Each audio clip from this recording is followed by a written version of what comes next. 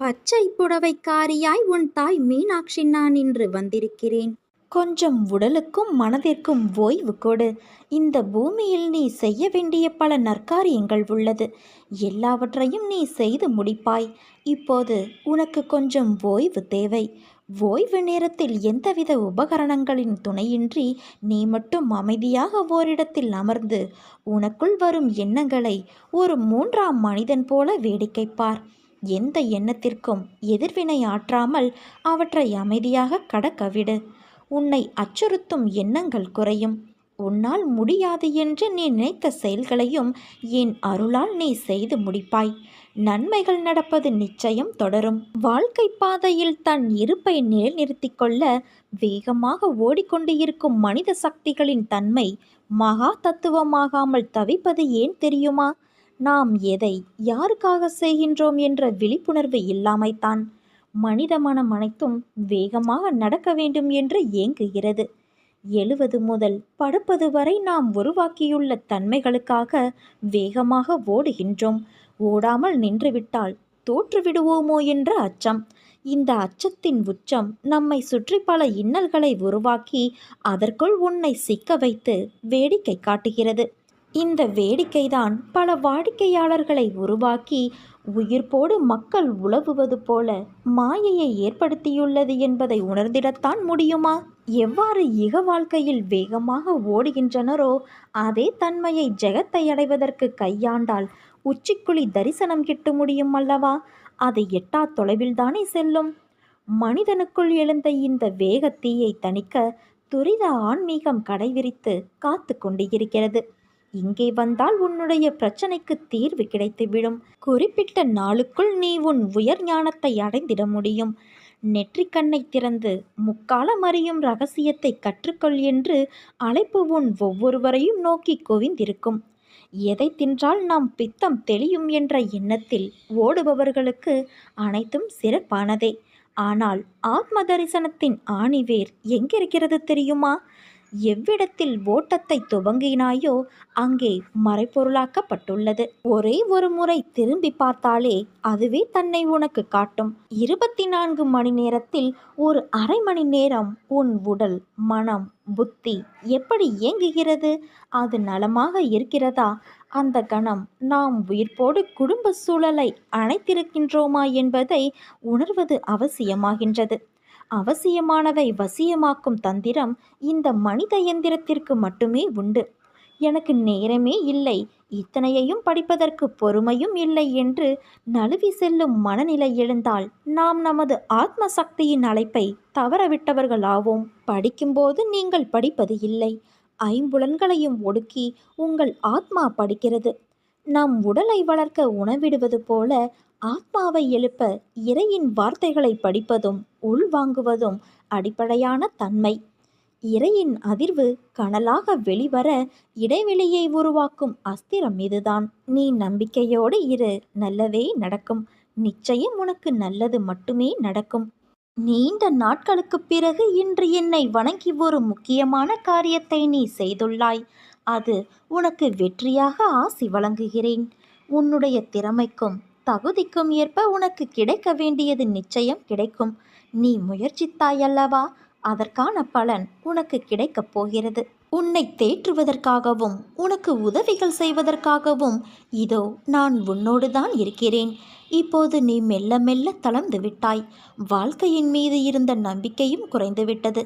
சுற்றி இருப்பவர்களை பார்த்தால் எரிச்சலும் கோபமும் வருகிறது.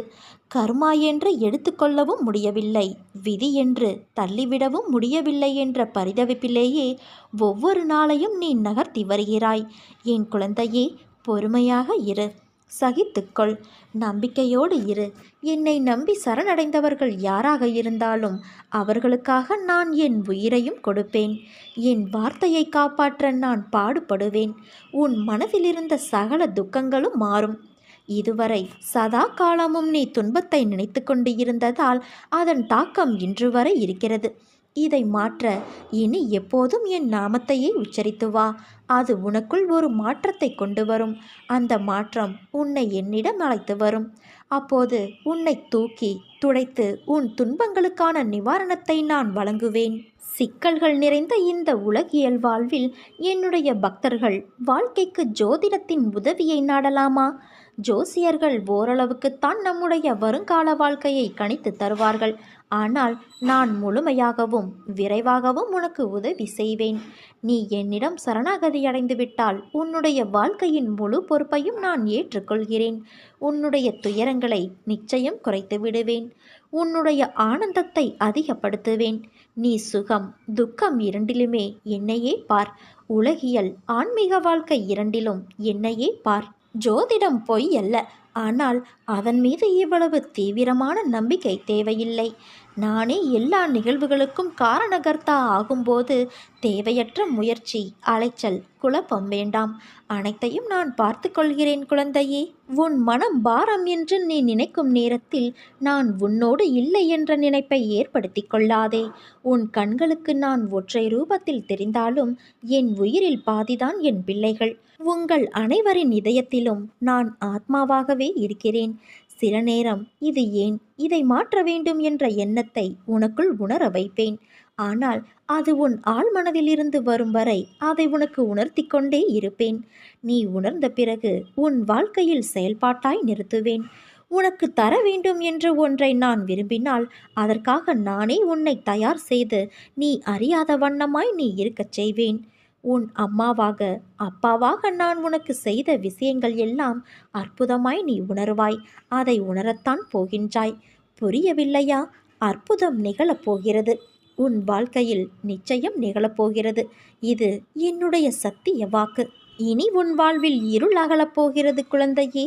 மனமுடைந்து கண்ணீர் விட்டு வாழ்க்கை இவ்வளவுதான் என்ற முடிவுக்கு வந்து விடாதே. திடீர் திருப்பம் வந்து நீ ஆனந்தமாக வாழப்போகிறாய். இதோ அதை உனக்காக நான் தரப்போகின்றேன். சற்றே பொறுமைக்கொள் குழந்தையே. ஆனாலும் சில சமயம் என்னையும் மீறிய பிரச்சனைகள் வரும்போது என் மனம் என்னையும் அறியாமல் சஞ்சலத்திற்கு உள்ளாகி கவலைப்பட வைக்கிறது என்கிறாயே. இந்த மானிட பிறவிகள் தங்களை சுதந்திரமானவர்கள் என நினைத்து கொண்டு சுகத்திற்காக இரவு பகலாக உழைக்கிறார்கள். ஆனால் அவர்கள் கஷ்டம் என்ற ஒன்றை மட்டுமே அறுவடை செய்கிறார்கள். இதுதான் விதி.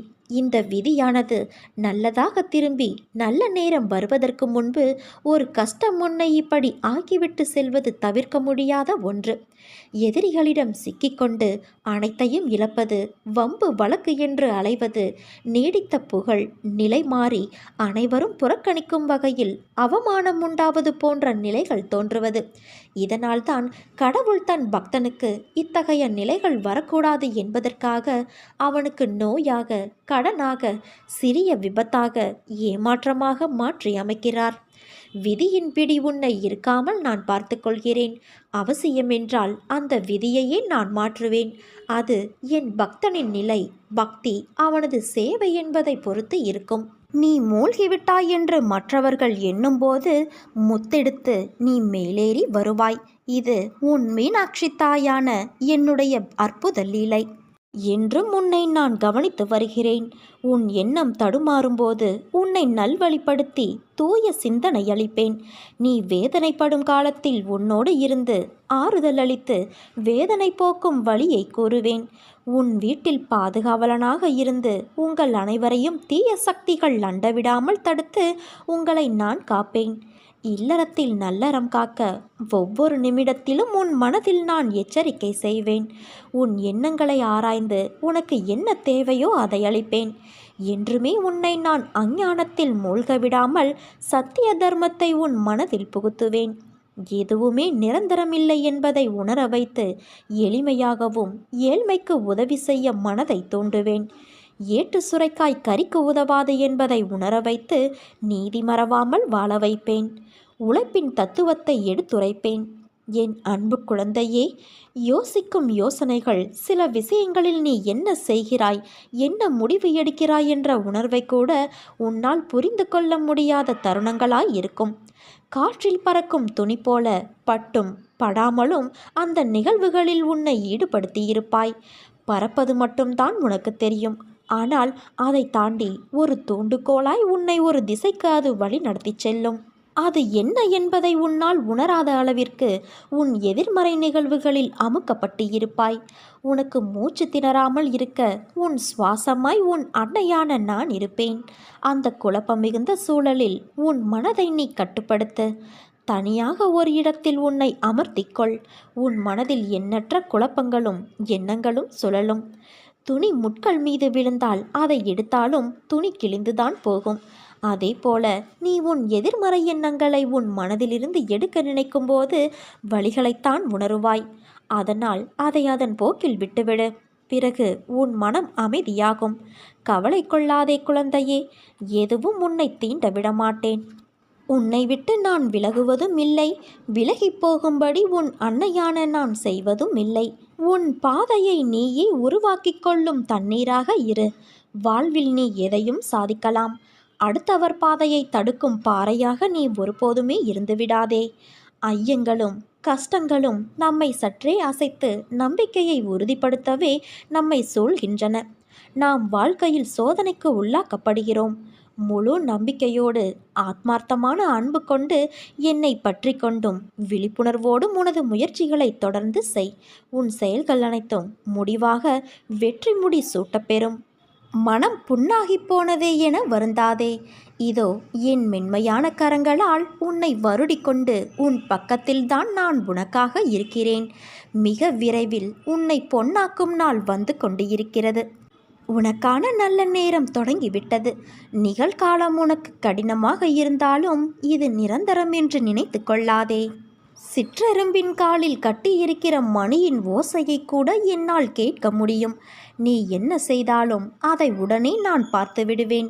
உன் செயல்கள் நல்லதாகவும் உனது நடத்தை சரியாகவும் இருந்தால் உன் அனைத்து விஷயங்களையும் நானே உடனிருந்து கவனித்துக் கொள்வேன். நீ செய்கின்ற அனைத்தையும் நான் பார்த்து கொண்டே இருக்கிறேன் என்ற உண்மை உனக்கு தெரிந்துவிட்டால் நீ படுகிற துன்பத்தை பற்றியோ எதிர்பார்க்கின்ற விஷயத்தை பற்றியோ நீ கவலைப்பட மாட்டாய். அனைத்தையும் என் கண் பார்க்க என்னால் நடைபெறுகிறது என்பதை தெரிந்து நீ அமைதியாக இரு. இது உன் அன்னையான இந்த மீனாட்சி தாயின் சத்திய வாக்கு.